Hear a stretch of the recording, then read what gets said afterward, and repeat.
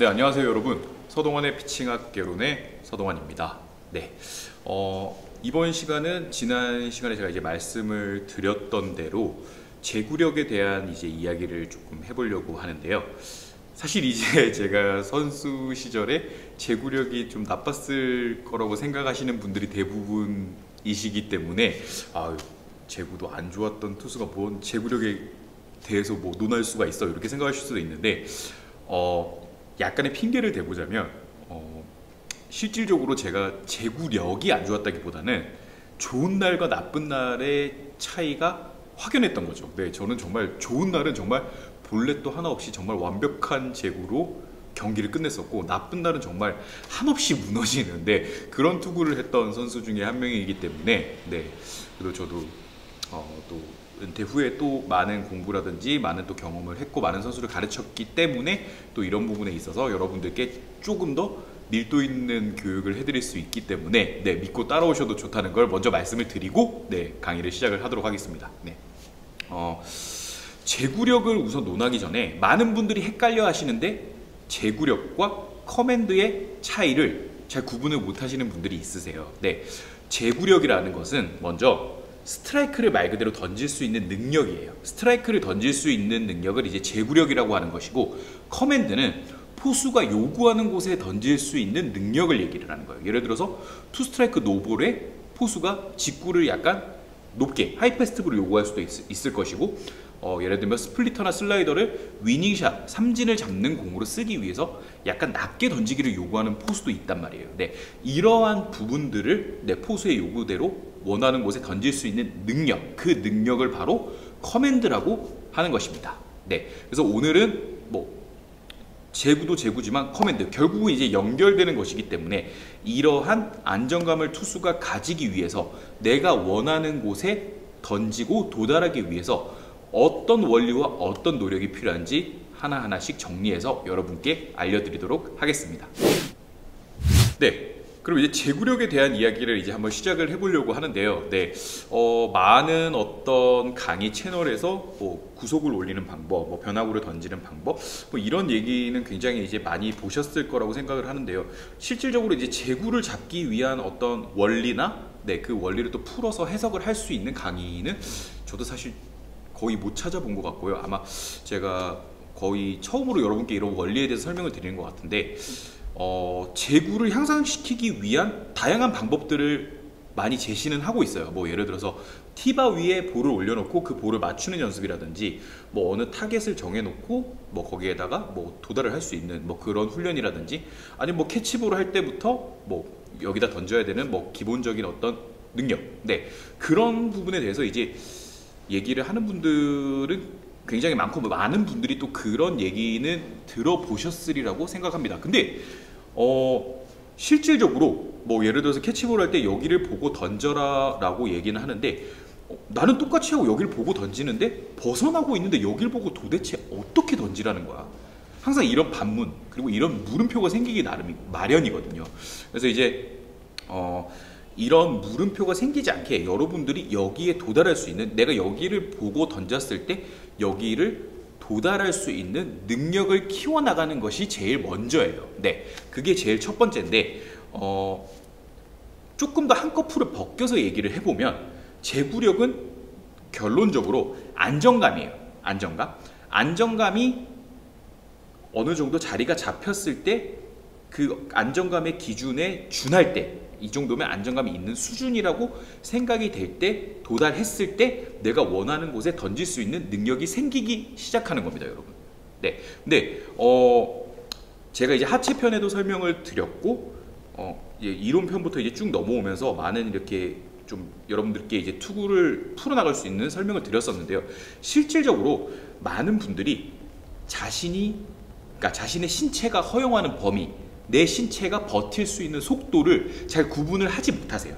네, 그래서 뭔가 세게 던져야겠다는 욕심이 항상 있기 때문에 그 속도에 준하는, 속도에 도달하기 위한 많은 퍼포먼스가 나오고 있기 때문에 실질적으로 안정감은 찾을 수가 없는 거예요. 그러니까 내가 컨트롤하고 지금 신체에서 컨트롤하고 제어를 할 수 있는 속도는 정해져 있는데 그 속도보다 조금 오버된 속도, 오버된 퍼포먼스가 나오기 시작하면 말 그대로 제구가 흔들릴 수밖에 없는 거예요. 그래서 저번에 이제 설명을 드렸지만 내가 제어를 할 수 있는 속도로 움직임이 생기게 되면 제동 지점이 정확하기 때문에 내가 멈추고자 하는 곳에 멈출 수 있고 내가 던지고자 하는 곳에 던질 수 있기 때문에 제구가 안정이 되는 것이고, 내가 제어할 수 없는 퍼포먼스, 오버된 퍼포먼스가 나오면서 가속이 붙게 되면 내가 생각한 것보다 항상 릴리스 포인트는 흔들릴 수밖에 없기 때문에 제구는 흔들릴 수밖에 없는 것입니다. 그래서 제구를 안정을 시키기 위해서는 무엇보다 내 몸이 허용하는 속도를 빨리 찾는 게 가장 급선무예요. 그래서 내 몸이 허용하는 그 구간, 그리고 내 몸이 허용하는 속도를 찾아서 그 속도에서 반복적으로 제구를 안정시키고 정확하게 던지는 연습을 먼저 반복하는 것이 첫 번째입니다. 그리고 그 안정된 구간에서 안정적으로 내가 원하는 곳에 도달을 했을 때 내 신체의 속도를 조금씩 빨라지게 만들어 보는 거예요. 근데 이 부분을 루틴을 통해서 보폭으로 조절을 할 수도 있고요, 아니면 가속도로 조절을 할 수도 있어요. 여러분 꼭 아셔야 될 게 힘, 파워죠. 이 파워에서 절대 빠질 수 없는 섹션이 바로 속도입니다. 항상 힘은 가속과 함께해요. 가속이 없이는 절대 힘을 붙을 수가 없어요. 절대 힘이 나올 수가 없죠. 그런 힘의 파워의 퍼포먼스가 발휘될 수가 없어요. 근데 너무 이 힘과 파워 이쪽에 이제 퍼포먼스가 맞춰져서 가속이 지금 내 신체가 버텨낼 수 있는 속도보다 빨라지게 되면 제구는 자연스럽게 흔들릴 수밖에 없는 거예요. 그래서 이 가속도를 제어하고 조절을 할 수 있는 루틴과 훈련을 이제 번갈아 가면서 한다면 얼마든지 제구도 안정시키고 릴리즈도 안정을 시키면서 속도까지 늘릴 수 있는 일석이조의 성과를 얻을 수 있다는 것을 여러분이 꼭 알아주셨으면 좋겠습니다. 그럼 이제 먼저 여러분들이 이 제구를 안정시킬 수 있는, 그리고 안정을 시키면서 속도를 늘려나갈 수 있는 이 섹션에 이제 도달을 하기 위해서는 먼저 이 투수의 퍼포먼스가 어떤 형태의 퍼포먼스인지 한번은 짚고 넘어가실 필요가 있어요.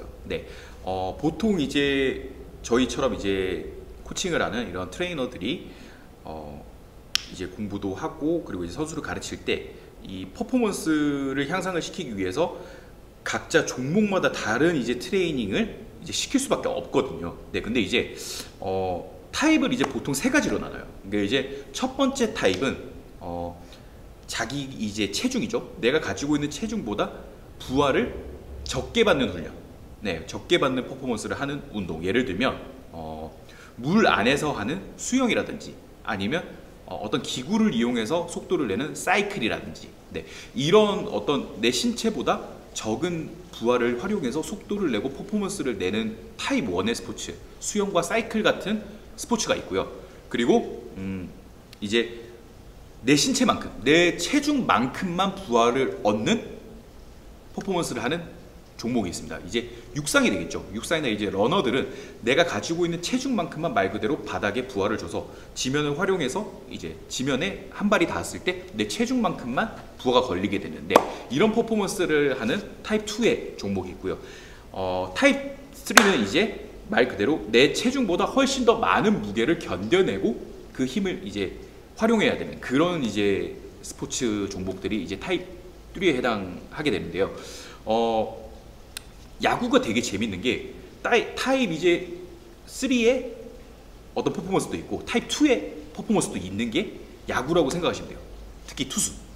왜냐면 투수가 내 릴리스 포인트까지 도달하기 위한 과정을 어떻게 보면 내 체중을 10분 활용할 수 있는 타입 2의 과정을 거쳐야 되는 것이고, 마지막에 릴리스 포인트에서 폭발적인 토크와 힘을 활용할 때는 타입 3에 해당되는 그런 어떤 퍼포먼스가 나오게 되기 때문에 이 두 가지의 퍼포먼스를 활용할 수 있는 다양한 어떤 로직들이 필요한 게 야구입니다. 그리고 그런 어떤 포인트들을 컨트롤을 해서 내 퍼포먼스를 향상시키기 위한 노력들과 그에 걸맞는 루틴, 그게 굉장히 지금은 필요한 상황이죠. 제구를 신경을 써야 될 때는. 그래서 제구라고 함은 일단 먼저 내 체중을 제어하는 거에서 시작됩니다. 네, 내 체중을 제어를 하고 속도감을 조절할 수 있을 때 제구력이 나오기 시작하는 거예요. 안정감이 나오기 시작하는 거죠. 그래서 많은 분들이 공은 빠른데 제구가 안 되는 투수들에게 뭐 속도를 조금 늦춰가지고 제구에 신경을 써봐. 근데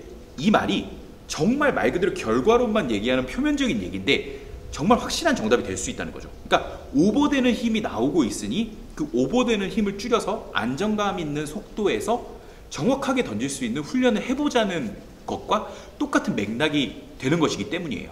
네, 그래서 여러분들이 이제 신경 써야 될 거는 내가 제구력에 지금 문제가 있고 제구가 잘 안 되고 내가 목표하는 지점에 도달하지 못하고 있다면 이미 나는 내 신체가 견뎌낼 수 있고 컨트롤할 수 있는 속도감을 벗어난 투구폼이나 어떤 그 행위에서 내가 컨트롤할 수 있는 능력 밖의 투구폼으로 지금 훈련을 하고 있다는 거예요. 네, 투구를 하고 있다는 거죠. 네, 그래서 생각보다 야구를 이제 처음에 시작할 때 외야에서 훈련을 하시게 되면 좀 정확하게 던지는 분들이 굉장히 많아요. 근데 갑자기 이제 초보인데 내야수에서 급하게 공을 던지다 보면 폭투가 나는 경우가 굉장히 많거든요. 왜냐면 내야수가 가장 빠르게 움직임이 생겨서 던지는 포지션이기 때문에 폭투 날 확률이 그만큼 높은 거예요. 네.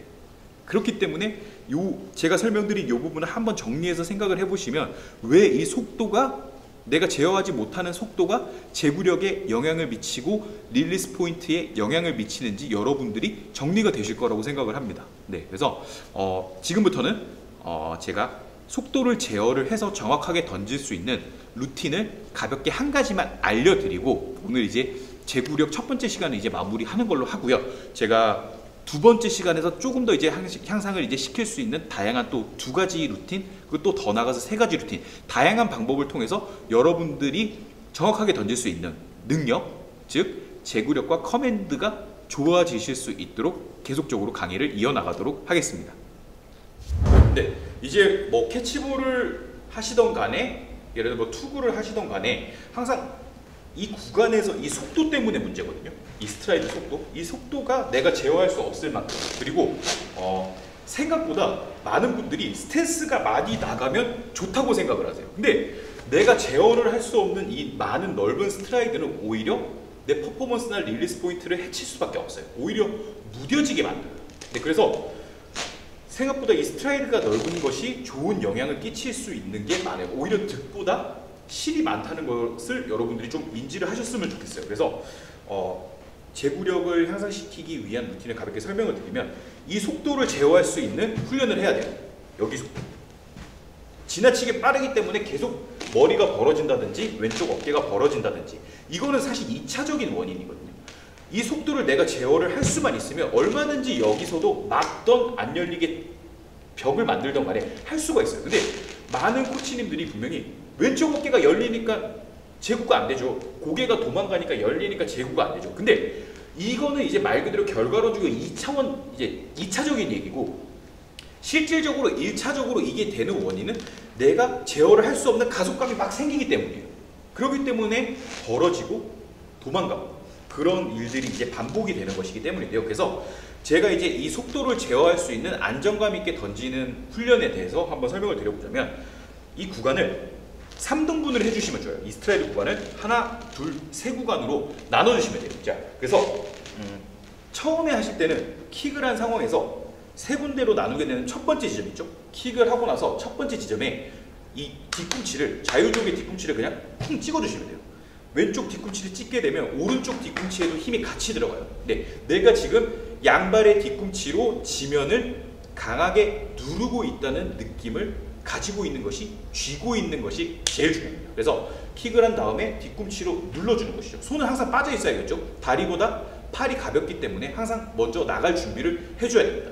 그래서 이렇게 준비된 상황에서 내 안정감을 느껴보는 거예요. 아, 내가 힘을 쓸 수 있는 높이, 정확하게 던질 수 있는 높이가 한 요 정도 되겠구나. 조금 높은 사람도 있을 것이고 조금 더 낮은 사람이 있을 거예요. 근데 이렇게 계속 왔다 갔다 하시다 보면 안정감이 있는 위치를 찾게 돼요. 네, 그래서 이 안정감 있는 위치, 내 안정감이 확보된 위치를 쥐고 있는다고 생각하시면 돼요. 쥐고 있는다고? 네.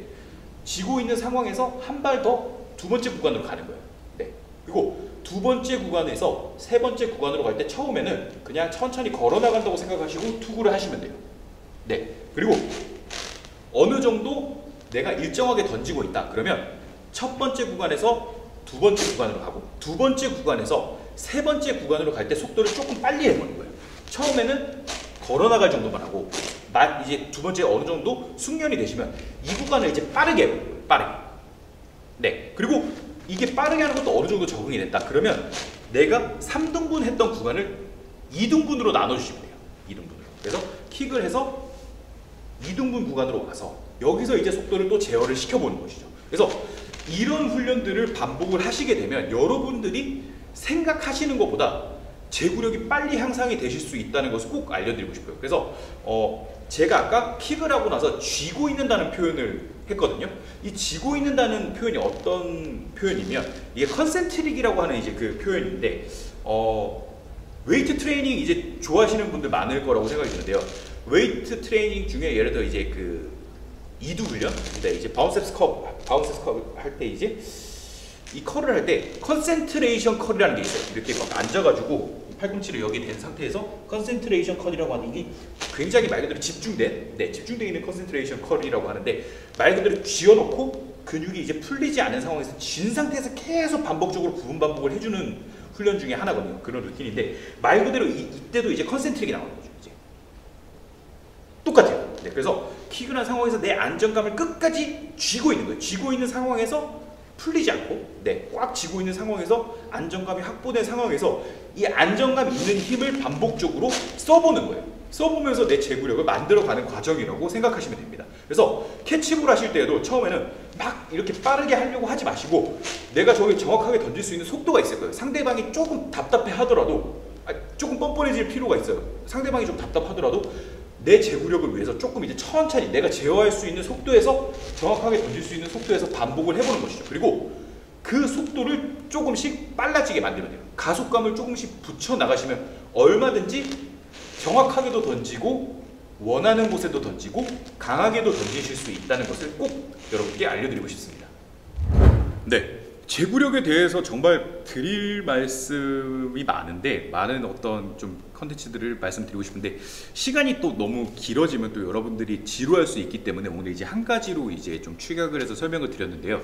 이 키포인트는 말 그대로 컨센트릭입니다. 네, 내가 쥐고 있는 힘, 쥐고 있는 힘을 유지를 하면서 안정감이 있는 상황에서 반복적인 투구를 이어나가서 릴리스 포인트를 안정시키는 것. 네, 그게 제일 중요한 포인트라고 생각을 하시면 좋겠습니다. 네, 조금 더 이제 아까 이제 제가 강의에서 설명드렸던 걸 리마인드를 해드리면 결국은 내가 제어하지 못하는 가속감 때문에 릴리스가 흔들리고 원하는 곳에 제동이 안 되는 것이기 때문에 가속감을 반복적으로 조절해 줄 필요가 있다는 것이죠. 네, 그래서 아까 제가 말씀드린 하나, 둘, 셋, 세 가지 구간 또는 하나, 둘, 두 가지 구간을 계속적으로 내가 오고 이제 왔다 갔다 하면서 세 번째 구간, 두 번째 구간 이렇게 왔다 갔다 이제 반복을 하시면서 안정된 구간 그리고 안정된 속도를 찾아가시고 그리고 안정된 속도가 기반이 되셨다면 거기서 이제 가속감을 붙여 나가신다면 충분히 여러분도 짧은 시간에 내가 원하는 곳에 강하게 던질 수 있다는 것을 꼭 알아주셨으면 좋겠습니다. 네.